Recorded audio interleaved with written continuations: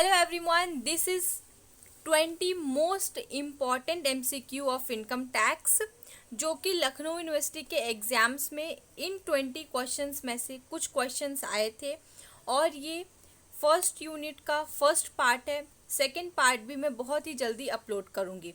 चलिए जल्दी से स्टार्ट करते हैं बिना टाइम को वेस्ट करते हुए। फर्स्ट क्वेश्चन है, income tax is a direct tax, option B indirect tax, option C total tax and option D is danger tax. इसका आंसर हम सबको पता है कि इसका सही आंसर है डायरेक्ट टैक्सेस।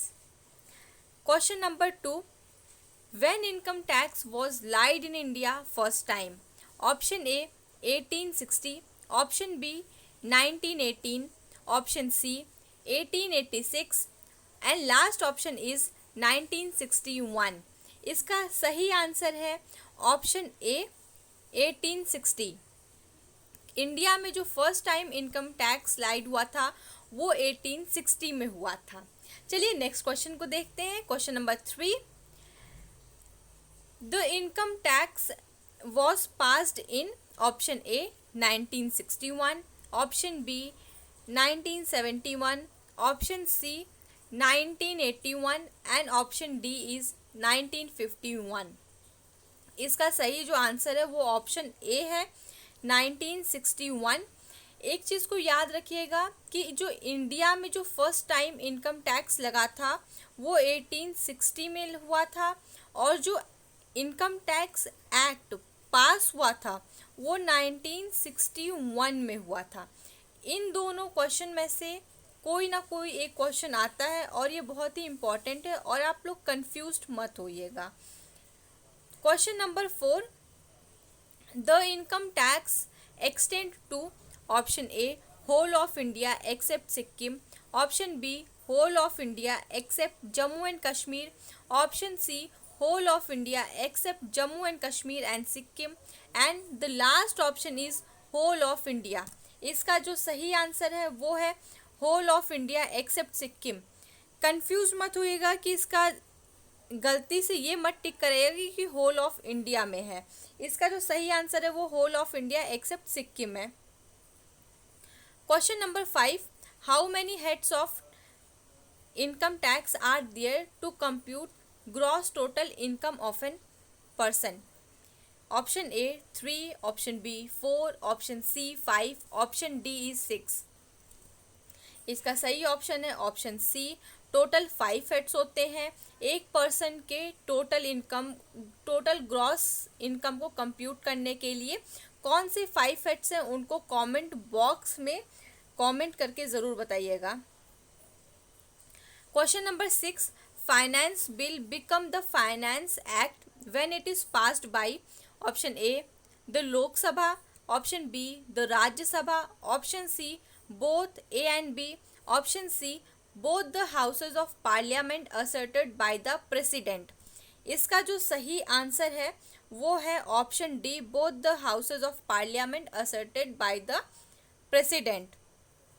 एक चीज़ को याद रखिएगा कि कोई भी बिल होता है उसको एक्ट में कन्वर्ट करने के लिए सबसे पहले तो वो दोनों हाउसेस पार्लियामेंट के दोनों हाउसेस में पास होगा, लोअर हाउस में भी और अपर हाउस में। फिर वो प्रेसिडेंट के पास जाके प्रेसिडेंट के साइन होंगे तब जाके एक बिल एक एक्ट में कन्वर्ट होता है। चलिए क्वेश्चन नंबर 7 को देखते हैं। Assessor include a person, option B a company, option C HUF, AOP, BOI and the last option is all of this. एक असेसर ये सब में होता है कि एक कंपनी भी हो सकता है, एक इंडिविजुअल भी हो सकता है, एक HUF, AOP एंड BOI भी हो सकता है। इसलिए इसका जो सही आंसर है वो है all of these.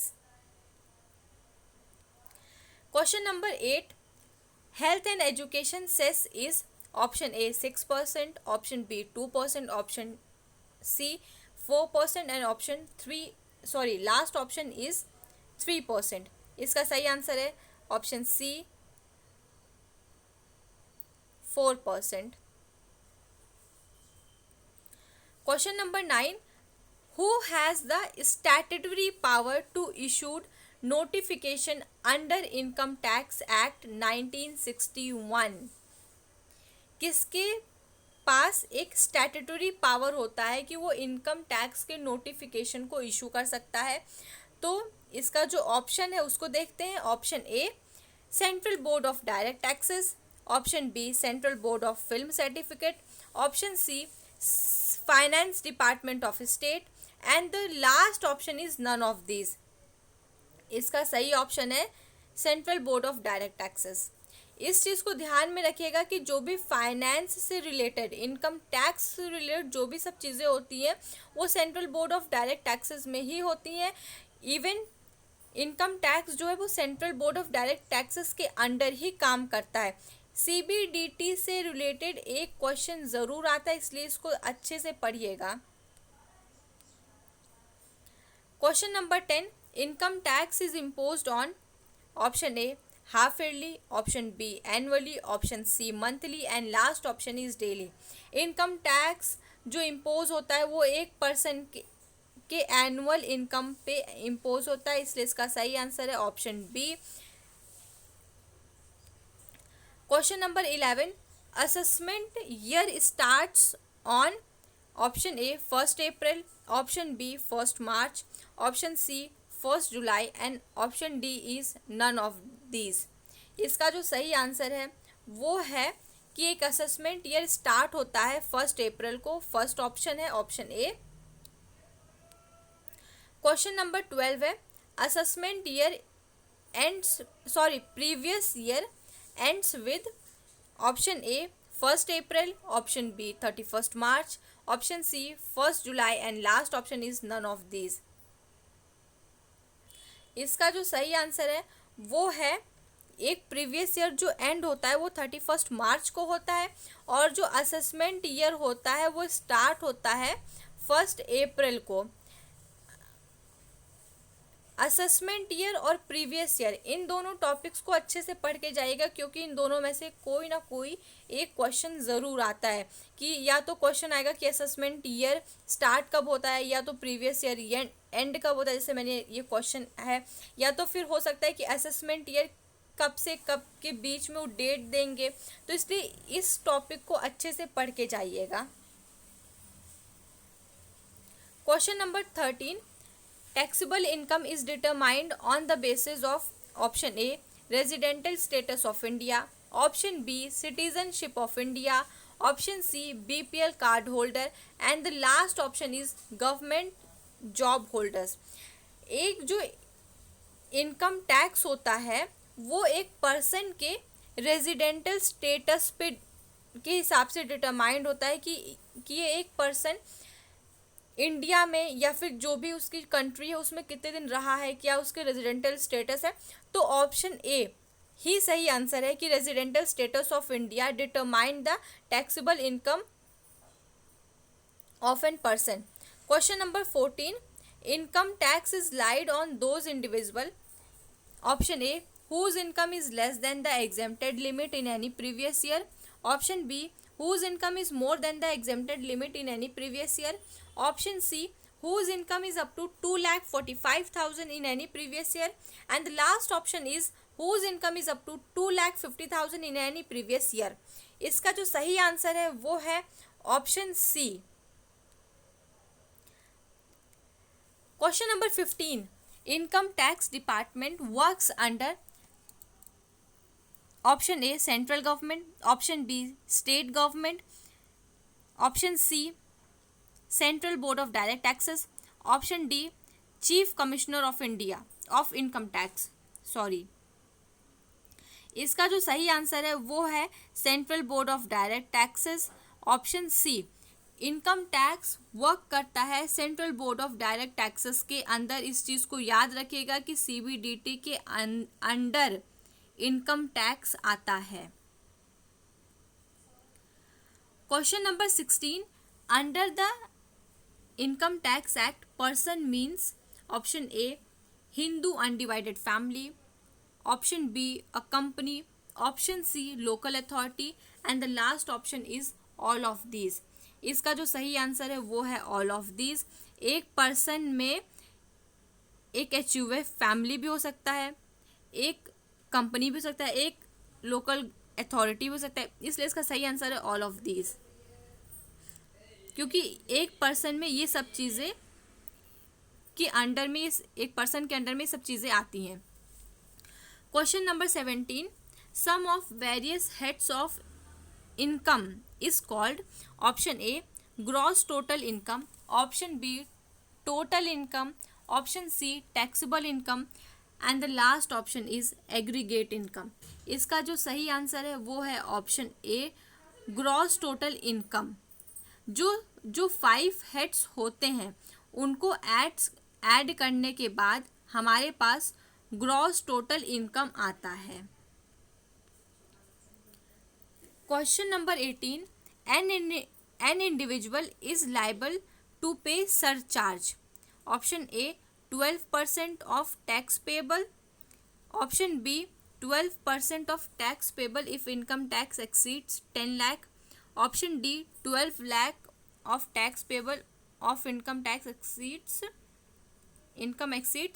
50 lakh, and the last option is 15% of total payable if income tax exceeds 1 crore। इसका जो सही आंसर है option D 15% of total if the income exceeds 1 crore। इसका ये सही आंसर है option D. Question number 19, education cess is liable on a surcharge, a income tax, option C income tax plus surcharge if applicable, option D none of these। इसका जो सही answer है वो है income tax plus surcharge if applicable. ये भी एक important question है। और एक क्वेश्चन और होता है कि एजुकेशन सेस कितने % होता है, वो भी एक इम्पॉर्टेंट क्वेश्चन है। और ये दोनों क्वेश्चन में से एक क्वेश्चन आता है। प्रीवियस ईयर में दोनों क्वेश्चन ही आए थे।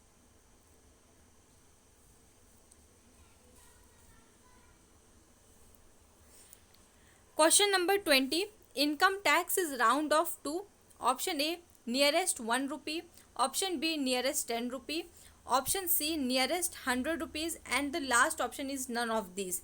इसका जो सही आंसर है कि इनकम टैक्स को जो राउंड ऑफ करेंगे उसको नियरेस्ट 10 rupees में कर सकते हैं। जैसे कि सपोज करिए कि एक पर्सन की इनकम है 3,45,000 एंड समथिंग नियरेस्ट टू 10, तो इसको जो कन्वर्ट करेंगे और आगे भी जो 3 डिजिट्स हैं इसमें भी कुछ दिया हुआ है, तो उसको जो नियरेस्ट अगर वो 10 के आसपास आएगा 0 को तो उसको उसमें कर देंगे। इसको आप लोग अच्छे से पढ़ के जाएगा। नियरेस्ट 10 rupees वाला जो क्वेश्चन है ये आता है कि राउंड ऑफ करना अच्छे से सीख लीजिएगा। जो राउंड ऑफ वाले क्वेश्चंस है मैं ये नेक्स्ट वीडियो में अच्छे से लूँगी और मैं अच्छे से समझा दूँगी। यहाँ पे मैंने कई बार बोला है कि प्रीवियस ईयर क्वेश्चन में जो हुए हैं आए हैं। प्रीवियस ईयर का मतलब जो 2021 में जो बीकॉम का एग्ज़ाम हुआ था, क्योंकि इसी में ही MCQ बेस्ड एग्ज़ाम्स हुए थे। तो उसमें एक चीज़ मैं बताना चाहती हूँ कि इसमें जो सारे 20 MCQs हैं ये सारे ही इम्पॉर्टेंट है और इसमें से बहुत ढेर सारे क्वेश्चंस आते हैं। Thank you everyone for watching.